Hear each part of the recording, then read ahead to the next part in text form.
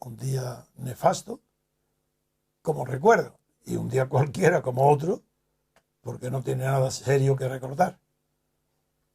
Bueno. Se celebra la Constitución. Pero, bueno, es que hoy no es día significativo. Día significativo es la muerte de Franco. Día significativo es el acuerdo de Suárez recibiendo en la Moncloa a Santiago Carrillo, a Felipe González, reconociendo los partidos. Esos sí son días donde hubo un cambio. El día de la Constitución hubo la consagración de los cambios que antes se habían operado, pero ya estaba todo hecho. No hay, la Constitución no crea nada que no estuviera ya antes. El día anterior existía lo mismo que después de la Constitución. ¿Y qué es lo que existió? La Constitución se distingue de las leyes fundamentales del reino, que fue la Constitución del franquismo, se distingue porque el monopolio, el privilegio que tuvo el movimiento de la llamada la Falange, movimiento nacional, que tuvo el privilegio y el monopolio que tuvo con Franco. Cuando muere Franco, ese Suárez y el rey extienden ese monopolio, lo deja de ser uno y pasa a ser un oligopolio. Y eso se llama en política oligarquía. Antes era el partido de Suárez, que fue ministro secretario del Movimiento Nacional, es decir, de la antigua Falange, aunque hubiera varios grupos. Y a partir del día primero de la Constitución entra en vigor el oligopolio político llamado oligarquía política, que consiste en que en vez de ser un solo partido estatal, son varios partidos estatales. Y como hay algunos, como son los catalanistas, los separatistas y los vascos, sobre todo esos dos, que no le apetecía ni podían gustarle la denominación de partido estatal, ni en Cataluña, porque el Estado era el Estado español, pues se añaden las autonomías. Y en las autonomías se introduce el gran principio revolucionario de la ciencia política de decir que España, el Estado español está compuesto de una nación y de varias nacionalidades en plural. Y eso es lo que hoy se celebra, la multiplicación del pan de los peces de Cristo, la multiplicación de partidos estatales. En lugar de uno, varios, y en lugar de una nación, varias naciones. España es nación de naciones. ¿Cómo no? ¿Quién va a discutir esa evidencia? Que dentro de España hay naciones por todos lados. Si viajamos en un automóvil, en el avión no se distingue mucho una nación de otra. Pero en el automóvil enseguida vemos ya que los pueblos, si va a Coruña, pues no sabe a dónde va, porque tiene que decir a Coruña, y a Coruña es que se llama a Coruña, una dirección. Bueno, pues, ¿te pone a La Coruña? No, dice a Coruña. Ya, por eso te pone a Coruña. Eso es, pues cambia los nombres, Coruña. Lérida ya se llama Lérida, no sé cómo, Lleida. Eso. Entonces, ese cambio revolucionario, sin embargo, convierte el monopolio de la dictadura en oligopolio o oligarquía de partidos estatales. Esa es mi primera introducción. Y a partir de aquí, que lo sé que Dalmacio participa de mi análisis porque es una evidencia. Que antes había un partido estatal. ¿Pagados por quién? Los partidos estatales. Por sus contribuyentes, de ninguna manera. Están pagados por nuestros contribuyentes. Todo el fisco financia a los partidos políticos. Las cuotas, lo de menos. Es que el Estado paga a los partidos. Figuraros un conjunto de partidos estatales. ¿Y España qué crees? ¿Que es original por eso? Que el consenso español, sí, el consenso español era original en descubrir esta fórmula, mejor dicho, en copiar esta fórmula que ya estaba inventada por los italianos y por Alemania. Y ahora, cuando se produce una crisis tan grave y tan patente de la oligarquía italiana, que es incapaz de aprobar un referéndum y le sale por el tiro por la culata a Renzi, en España nadie toma de esas elecciones, ni lo dan como si tal cosa es normal. En Italia es normal que fracase, es normal que desaparezca el Partido Comunista, es normal que todo cambie, pero que todo sigue exactamente igual que en el año 1948 en Italia, que fue el año del partido de la Constitución italiana, que fue la que inspiró la española. Esta que celebramos viene de aquella, de la italiana del 48, no de la alemana.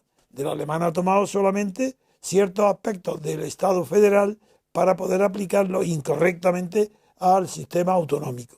Pero la Constitución que está en vigor, tanto en los senados, el Parlamento, como en la autonomía más están inspiradas en Alemania. Todo el resto de la justicia, de la no independencia de la justicia ni de los tribunales, eso está copiado de Italia. En Italia hay varias hecatombes, pero los españoles son más resistentes, son más jóvenes que los italianos. La muerte del Duce antecedió bastante del año 48, figuraron, no, anterior, del año 47 o 46, no me acuerdo ahora, a cuando murió Franco. Pues esos años de madurez que tuvieron los italianos, España no lo tiene. Por eso lo que pasa en Italia no nos conmueve, eso le pasa a los italianos. A los españoles no, nosotros somos distintos, tenemos unos partidos diferentes. Esto es diferente. Así que, Dalmacio, cuando tú quieras. Suprimido inicialmente un problema que está latente en España. Primero hubo un referéndum monarquía-república. Que en España no lo hubo. Y se quitaron de en medio la monarquía, que a lo mejor hubiera La de Saboya. sido bueno, no entro en ello. Pero aquí un problema que hay es la monarquía, porque la monarquía se ha introducido con la Constitución.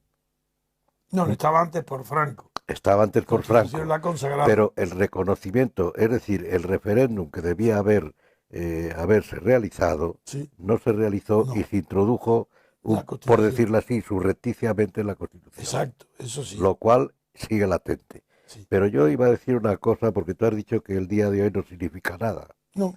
Que no es ninguna fiesta ni nada. Pues yo estoy completamente en desacuerdo. Venga, ¿cómo no? Porque se da la circunstancia de que España la Constitución es profundamente revolucionaria. ¿Ah, sí? Que no, sí, que no lo venga, sea, venga. que no lo sea, de hecho es otra cosa. Porque es el único país del mundo que tiene un día consagrado a la Constitución. Una festividad exclusiva para la Constitución. Sí, porque el 4 de julio y eso Estados Unidos no es la Constitución. Y el 14 de julio tampoco. Y eso es como en el año cero casi de la Revolución Francesa. No, es un comienzo radical. Sí. Eso se explica el rechazo de la historia, el rechazo de todo. Es paralelo, eso es un día sagrado. Sacralización del sistema instituido. Eso de que lo de Italia no afectará de aquí, no, porque esto es sagrado. En cambio, en Italia, la Constitución, pues como decía Lasalle, bueno, pues es un papel que está ahí, pero no tiene tanta. Pero aquí, otra cosa es que en la práctica sea tan revolucionaria, que lo ha sido bastante con las autonomías. Hombre, eso era roto. Eso es revolucionario. Pero no es tan revolucionario como el año cero la Revolución Francesa, o la Revolución Rusa. Pero es la misma idea. Además, en el prólogo aparece la idea de democracia avanzada. Bueno, eso es ridículo. No, ridículo no. Eso es un concepto de leninista. Que no. Que sí. Que Lenin jamás empleó esa palabra, nunca que dijo. No le empleó Lenin, pero lo copió Arismendi y eso lo divulgó Arismendi en un libro que se llama Lenin y no sé cuántas más cosas. Lenin no empleó jamás la expresión democracia avanzada. No, pero había un libro que es, que no me acuerdo ahora cómo se titula, de él, en donde yo he habla. dicho que eso fue creado por el Partido Comunista, por un preso comunista que estaba en Venezuela. Sí, eso dice en la cárcel. Pero yo puede ser, no digo que no. A principios de los años 30. Pero lo retomaría o lo que fuera del libro de Lenin, porque lo dice el mismo Arismendi en un libro que es Lenin y no sé qué más cosas, que fue luego el presidente del partido, el jefe o presidente, no sé, del Partido Comunista Uruguayo, Rodney Arismendi. Eso... Pues creo que ha deformado las palabras, las ha traducido mal. Yo conozco a Lenin muy bien. Jamás. Bueno, sí, pero... Si es que Lenin ni siquiera era demócrata, si es que no le interesaba. Pero si eso. ya lo sé, pero quiero decir que probablemente se conteste. Si es una democracia. Es que los soviets no tienen nada que ver con la democracia. Es imposible que Lenin, que era el inventor de los soviets. Bueno, cuidado, ¿no? que él era socialdemócrata inicialmente. Hombre, claro. Procede de la socialdemocracia, cuidado. Aunque luego arrea contra los socialdemócratas porque él hace su propia composición del lugar del socialismo, que es el leninismo. Pero lo que quiero decir con eso es que esa es la mejor prueba de que la Constitución no es democrática, porque es una posible que está avanzando hacia la democracia. que es lo que se está haciendo aquí. La democracia, ¿qué es? Destruir todo, y ahora que quieren transformar la Constitución, se habla de reformarla. ¿Qué quieren hacer? Convertir esto, por eso aludía antes a la monarquía en Italia, una especie de monarquía feudal. Es lo único que se puede hacer ya. Monarquía feudal. Es lo único que se puede hacer ya. Si se No, reforma la ellos Constitución. van a seguir el camino. Que le llaman de otra manera, federal Sí, o como quieras decir, pero es feudal. sí, feudal por la autonomía, sí, por la. Claro. Pero el día de la Cosa que si hubiera sido como en Italia, una constitución republicana, lo que no saben, yo no entiendo lo cómo que puede es hacer una república indignante, feudal. lo que el pueblo español han conseguido olvidar y taparlo, es que antes de morir Franco, antes, en el año y 2 y 3 años antes, hubo en España un movimiento de verdad, a favor de la libertad política, que es la democracia, porque la libertad política tiene que ser colectiva. No, si no hay libertad política, no hay democracia. No hay. Y ese Lo movimiento. decía Platón, si es que Platón lo decía a su manera en la poli. No, lo dice. Sí, eso sí que lo reconozco que lo dice. Pues la libertad política en España estaba en un estado muy, muy adelantado. No democracia, no, la libertad. Era lo que faltaba. Claro. Había más libertades personales y sociales que ahora. Suárez y Torcuato Lucas y Fernández de Miranda idean un sistema, para decir instituciones a instituciones, fue para impedir la ruptura democrática que yo preconizaba y que habían firmado conmigo en mi despacho todos los partidos políticos, todos sin excepción, todos, desde la derecha hasta la extrema izquierda. No hay uno que no firmara, incluido el PSOE. Y esa firma de ese documento fue traicionado por todos los partidos, incluido el Partido Comunista. Y en ese documento que firmamos todos decía que no aceptaríamos ningún partido, ningún sistema que no partiera de un referéndum donde los españoles eligieran libremente entre república o monarquía. Segundo, entre régimen presidencialista o parlamentario. Tercero, entre régimen central o de descentralización, sin llamarle autonomía. Esos tres está escrito en un compromiso público, hecho en mi despacho, firmado por todos los partidos. Y el original lo guardo, firmado por todos. Convendría que circulara. Pues no, está la fotocopia, está circula. Pero quiero decir que eso fue traicionado. La Constitución es la coronación de una traición.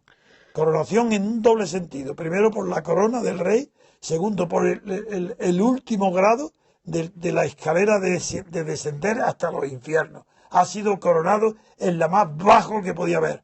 Y es en la Constitución estatal de una oligarquía política que trabaja uña y carne unida con la oligarquía financiera franquista, la misma de Franco, no ha cambiado, son los mismos.